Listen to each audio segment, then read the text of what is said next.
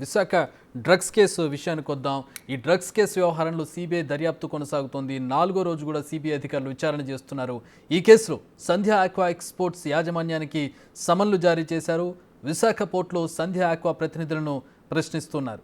సంధ్య aqua కార్యాలయం నుంచి తీసుకువెళ్లిన డాక్యుమెంట్లపై కూపీలాగుతున్నారు CBI అధికారులు. కాల్, వాట్సాప్ చాటింగ్, మెయిల్ వివరాలను సేకరిస్తున్నారు. 5 గంటలకు పైగా విశాఖ పోర్టులో విచారణ కొనసాగుతోంది.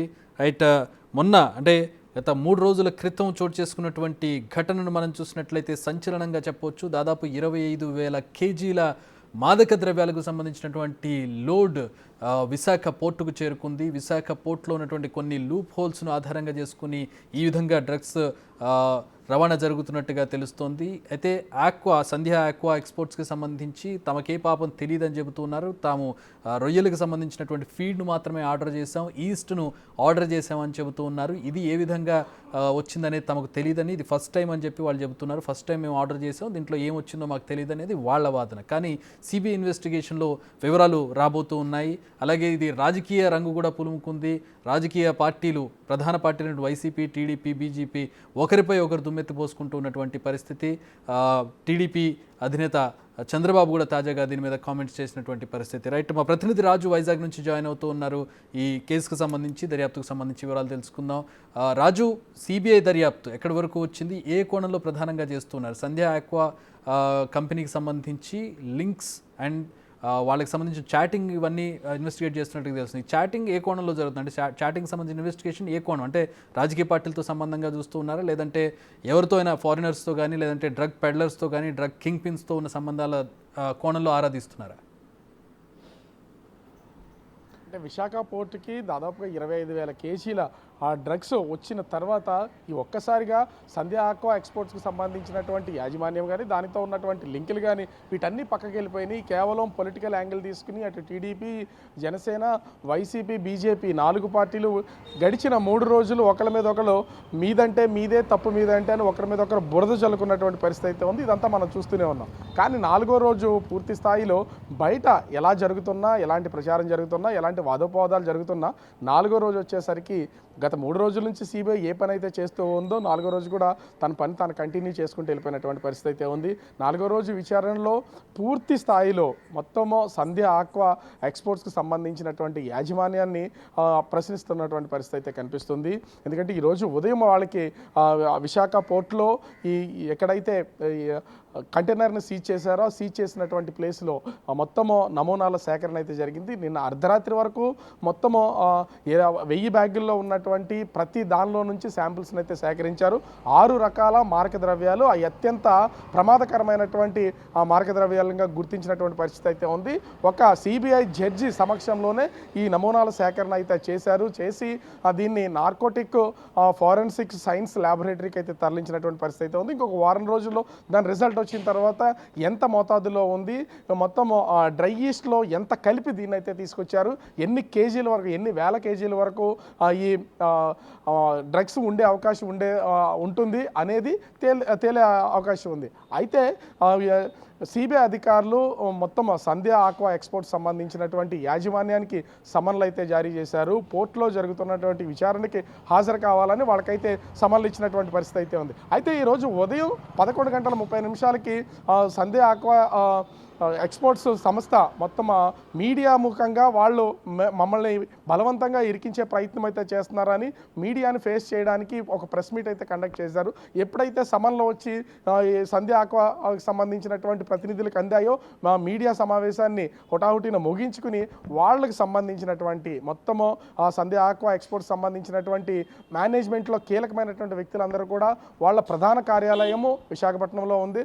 అక్కడ వాళ్ళ సమావేశమైనటువంటి పరిస్థితి అయితే ఉంది. ఎందుకంటే ఈ సిబిఐ వాళ్ళు ఒకవేళ వెళ్తే ఎట్లాంటి ప్రశ్నలు సంధిస్తారు, వాళ్ళ దగ్గర ఉన్నటువంటి ఆధారాలు ఏంటి, ఆధారాలకు అనుగుణంగా ఎట్లాంటి సమాధానాలు చెప్పాలనేది ఒక ప్రిపరేషన్ మీటింగ్ అయితే చెప్పుకోవచ్చు. వీళ్ళైతే సమావేశమైనటువంటి పరిస్థితి ఉంది. తర్వాత 1 గంట తర్వాత పోర్టులో జరుగుతున్నటువంటి సిబిఐ విచారణకైతే వీళ్ళు హాజరైనట్లుగా తెలుస్తుంది. ఇంకా దాదాపుగా ఇప్పటికీ 5 నుంచి 5.5 గంటల పాటు వాళ్ళు సిబిఐ విచారణలో ఉన్నట్లుగా మనకైతే సమాచారం అందుతుంది. ముఖ్యంగా ఈ సంధ్య ఆక్వా ఎక్స్పోర్ట్స్కి సంబంధించినటువంటి ప్రతినిధులు అటు విదేశాలతో, బ్రెజిల్, అదేవిధంగా ఇతర కంట్రీస్తోనూ వీళ్ళు ఎవరెవరితో అంటే ఇతర అయినటువంటి వ్యక్తులతో ఎవరెవరితో ఫోన్ కాల్స్ మాట్లాడారు, ఎక్కువ ఫోన్ కాల్స్ ఉన్నాయి. దీంట్లో అనుమానాస్పదంగా ఉన్నటువంటి ఫోన్ కాల్స్ ఏంటనేది ఫోన్ డేటాతో పాటుగా ముఖ్యంగా వాట్సాప్ చాటింగ్లో రెగ్యులర్గా ఎవరెవరితో టచ్లో ఉన్నారు, ఏం మాట్లాడుతున్నారు, వాట్సాప్ కాలింగ్స్ ఏమున్నాయో దీన్ని కూడా వాళ్ళు సేకరణ చేసినటువంటి పరిస్థితి అయితే ఉంది. ముఖ్యంగా మెయిల్ అంటే మేము డ్రై ఈస్ట్ని బ్రెజిల్ నుంచి అయితే ఆర్డర్ చేసి తెచ్చుకున్నాం, ఇదే మొట్టమొదటిసారి అని సంధ్య ఆక్వా ఎక్స్పోర్ట్స్ సంస్థ చెప్తున్నటువంటి పరిస్థితి అయితే ఉంది. అయితే వీళ్ళు మెయిల్ కన్వర్జేషన్ ఏం చేశారు, వాళ్ళతో త్రూ మెయిల్ ద్వారానే చేసామని చెప్తున్నారు. ఆ మెయిల్స్ మొత్తాన్నింటిని కూడా స్వాధీనం చేసుకున్నటువంటి పరిస్థితి అయితే ఉంది. అదేవిధంగా సంధ్య ఆక్వా ఎక్స్పోర్ట్స్ సంబంధించినటువంటి ప్రధాన కార్యాలయంలో అనేక డాక్యుమెంట్స్ని వీళ్ళైతే సీజ్ చేసినటువంటి పరిస్థితి అయితే ఉంది. ముఖ్యంగా వైస్ ప్రెసిడెంట్ దీనికి సంబంధించినటువంటి పేపర్ వర్క్ అంతా చేస్తూ ఉంటాడు. ఆయన దీనిలో కీలకంగా ఉండే పరిస్థితి అయితే ఉంది. ఆయన దగ్గర ఉన్నటువంటి మొత్తం పేపర్స్ అన్నింటినీ కూడా ఈ ఇంపోర్ట్స్కి సంబంధించిన అన్ని పేపర్లను సిబిఐ అయితే తీసుకున్నటువంటి పరిస్థితి అయితే ఉంది. వాటిని క్రోడీకరించి ఈ మొత్తం సంధ్య ఆక్వా ఎక్స్పోర్ట్స్కి సంబంధించినటువంటి ప్రతినిధులతో విచారణ అయితే చేస్తున్నారు. అంటే ముఖ్యంగా చెప్పాలంటే టోటల్గా ఒక కూపీ లాగుతున్నారని చెప్పొచ్చు.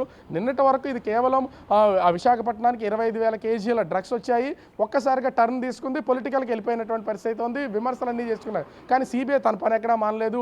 బయట జరుగుతున్నటువంటి విమర్శలు కానీ ప్రచారాలు కానీ వాటంతటికి అవి జరుగుతూ ఉంటే అసలు ఎవరు నిందితులు, దీనికి 25,000 కేజీలకు సంబంధించినటువంటి డ్రగ్స్ విశాఖ పోర్టుకు వచ్చినాయి అంటే దీనికి మూలమైనటువంటి కారకులు ఎవరనే దాన్ని విచారణ చేసే పనిలో భాగంగానే అసలు అంత రావడానికి కీలకమైనటువంటి అడ్రస్ ఏముంది. మనం గతంలో కూడా చూసాం. గతంలో అటు గుజరాత్కి సంబంధించినటువంటి ముంద్రా పోర్టులో వచ్చినటువంటి దానికి విజయవాడ అడ్రస్ ఉంది. కానీ విజయవాడ అడ్రస్లో టోటల్గా అయితే అది ఒక ఫేక్ అడ్రస్గా ఉండిపోయింది, అది ట్రేస్ అయినటువంటి పరిస్థితి లేదు. కానీ ఇక్కడ విశాఖపట్నానికి వచ్చినటువంటి ఈ డ్రగ్స్కి సంబంధించినటువంటి విషయంలో టోటల్గా సంధ్య ఆక్వా ఎక్స్పోర్ట్స్ సంబంధించినటువంటి ప్రతినిధులు మేమే ఆర్డర్ చేశాము, డ్రై ఈస్ట్ని ఆర్డర్ చేశాము, దానికి సంబంధించిన పేపర్లు ఉన్నాయని స్వయంగా వాళ్ళైతే ముందుకు వచ్చినటువంటి పరిస్థితి అయితే ఉంది. ఈ నేపథ్యంలో పూర్తి స్థాయి ఇన్వెస్టిగేషన్ అయితే సిబిఐ చేస్తున్నటువంటి పరిస్థితి అయితే ఉంది.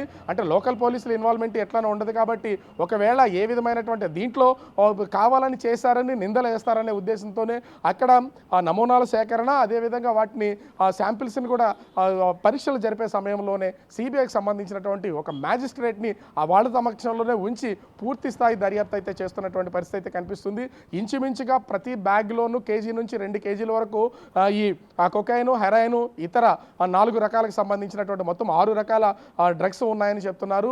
ఆ నమూనాలు ఉన్నాయని చెప్తున్నారు. కేజీ నుంచి 2 కేజీల వరకు ఉన్న ఆ విధంగా చూసినా కూడా ఇంచుమించుగా 1000 బ్యాగుల్లో 2,000 కేజీల నుంచి డ్రగ్స్ దొరికే అవకాశం అయితే కనిపిస్తుంది. క్లారిటీ ఇప్పుడు ఇది డ్రై ఈస్ట్గా చెప్తూ ఉన్నారు. డ్రై ఈస్ట్ మధ్యలో వీటిని ప్యాక్ చేసి పెట్టారా, లేదంటే డ్రై ఈస్ట్లో కలిపారా? అంటే మిగతా అంటే కెమికల్ కాంపౌండ్స్ ఉంటాయి, కటింగ్ ఏజెంట్స్గా కలిపి సాధారణంగా వీటిని ట్రాన్స్పోర్ట్ చేస్తూ ఉంటారు, స్మగుల్ చేస్తూ ఉంటారు. ఇలా డ్రై ఈస్ట్లో దీన్ని కలిపే అవకాశం లేదు. సో డ్రై ఈస్ట్లో కలపకుండా దీన్ని సపరేట్గా కొకైన్, హెరాయిన్ లాంటి వాటిని వేరే కాంపౌండ్స్తో పంపించారా? ఎట్లా అంటే 25,000 కేజీలు అబ్జల్యూట్లీ మనకి డ్రగ్ ఉండే అవకాశం లేదు. దాంట్లో ఏ బస్తాలో ఎంతెంత ఉండొచ్చు, ఎలా ప్యాక్ చేశారు వాటిని, ఆ వివరాలు ఏమైనా ఉన్నాయా? అంటే ఇక్కడ మనకు అందుతున్నటువంటి సమాచారం ప్రకారం చూస్తే అంటే సిబిఐ వాళ్ళు చేస్తున్నటువంటి వాటిల్లో కూడా కొంత సమాచారం తెలుస్తున్నటువంటి పరిస్థితి అయితే ఉంది. వీటిలో చిన్న చిన్న ప్యాకెట్స్గా అంటే 100 గ్రామ్స్, 500 గ్రామ్స్, 1 కిలో ఇలా ఒక్కొక్క ప్యాకెట్లోనూ ఒక్కొక్క విధంగా కొకైన్ ఒకలాగా ప్యాక్ చేసి ఉన్నటువంటి వాటిని వీళ్ళు ఐడెంటిఫై చేసినట్టుగా, హెరాయిన్, అదేవిధంగా హైపోటిసిజం, ఇలా మొత్తం 6 రకాలకు సంబంధించినటువంటి వాటిని వీళ్ళు ఐడెంటిఫై అయితే చేశారు. చిన్న చిన్న ప్యాకెట్ల రూపంలో దాదాపుగా ప్రతి 25 కేజీల బ్యాగ్లోనూ వీళ్ళు 4-5 ప్యాకెట్స్ను దాంట్లో ఉంచి పార్సల్ అయితే చేశారు. ఈ డ్రై ఈస్ట్లో లోపల ప్యాకెట్స్లో ఈ డ్రై ఈస్ట్ లోపల ఇన్సైడ్ ఉంటాయి కాబట్టి ఇవి బయటకు కనిపించే అవకాశం అయితే ఉండదు. ఎవరైనా సరే ఆ 25 కేజీల ఆ ప్యాకెట్ని ఓపెన్ చేసి డ్రై ఈస్ట్ మొత్తాన్ని కింద పోసి దాన్ని చూస్తే తప్ప దీంట్లో డ్రగ్స్ ఉన్నాయని తెలిసే అవకాశం అయితే లేదు. ఈ రూపంలోనే దీన్ని ఎవరు ఐడెంటిఫై చేయరు. కేవలం బస్తాల రూపంలోనే డ్రై ఈస్ట్ వస్తుంది కాబట్టి ఇది డ్రై ఈస్ట్ అనుకుంటారనే ఉద్దేశంతోనే ఇన్సైడ్ చిన్న చిన్న ప్యాకెట్లుగా ఒక్కొక్క బస్తాలోనూ కేజీ నుంచి ఒక దాంట్లో 100 గ్రాములు ప్యాకెట్స్, ఒక దాంట్లో 500 గ్రాములు, కేజీ, 2 కేజీలు ఇలా సపరేట్గా ప్యాక్ చేసి వేశారనేది మనకు అందుతున్నటువంటి ఒక ప్రాథమిక సమాచారం. సమాచారం, దాన్ని బేస్ చేసుకునే వీళ్ళైతే ఐడెంటిఫై చేసి వీటన్నిటినీ కూడా అంటే ముఖ్యంగా మ్యాజిస్ట్రేట్ సమక్షంలో వీళ్ళు చేస్తున్నటువంటి పరీక్షల్లో కూడా, ఎందుకంటే డ్రైస్తో పాటుగా డైరెక్ట్గా కొకైన్ కానీ హెరాయిన్ కానీ డైరెక్ట్గా లేకుండా దానిలో కొంత కెమికలైజ్ చేసి వీళ్ళు సపరేట్ చేసుకునే విధంగా ఉండేలాగా దీన్ని అయితే పంపించినట్లుగా తెలుస్తుంది. దాన్నే ప్రస్తుతం అయితే సిబిఐ అధికారులు ఒక పక్క నుంచి నార్కోటిక్ ఫారెన్సిక్ సైన్స్ ల్యాబొరేటరీకి సంబంధించినటువంటి వాటికి పంపించినటువంటి పరిస్థితి అయితే ఉంది. అక్కడ నుంచి రిపోర్ట్స్ వస్తే మాత్రం కఠినమైనటువంటి చర్యలు తీసుకుంటారు. ఖచ్చితంగా అయితే ఒక అంచనా అయితే ఉంది చక్రి, భారతదేశంలో ఇప్పటి వరకు ఎక్కడా దొరకనటువంటి డ్రగ్స్ అనేది ఇంచుమించుగా 5,000 కేజీలకు పైనే, అంటే 2,000 కేజీల నుంచి 5,000 కేజీలకు పైనే విశాఖ పోర్టులో దొరికినటువంటి డ్రై ఈస్ట్లో ఉండే అవకాశం అయితే చెప్తున్నారు. ఇప్పటివరకు మరి ఇండియాలో ఎక్కడా కూడా ఇంత మోతాదులో దొరికినటువంటి పరిస్థితి లేదు. ముంద్రా పోర్టులో కూడా 3,000 కేజీల హెరాయిన్ మాత్రమే దొరికింది. ఇంత స్థాయిలో దొరుకుతుంది కాబట్టి సిబిఐ అధికారులు పూర్తి స్థాయిలో సంధ్య ఆక్వా ఎక్స్పోర్ట్స్ సంబంధించినటువంటి ప్రతినిధులతో పూర్తి స్థాయి విచారణ అయితే ప్రస్తుతం కొనసాగిస్తున్నటువంటి పరిస్థితి కనిపిస్తుంది Chakri. All right, thanks for the updates Raju. అది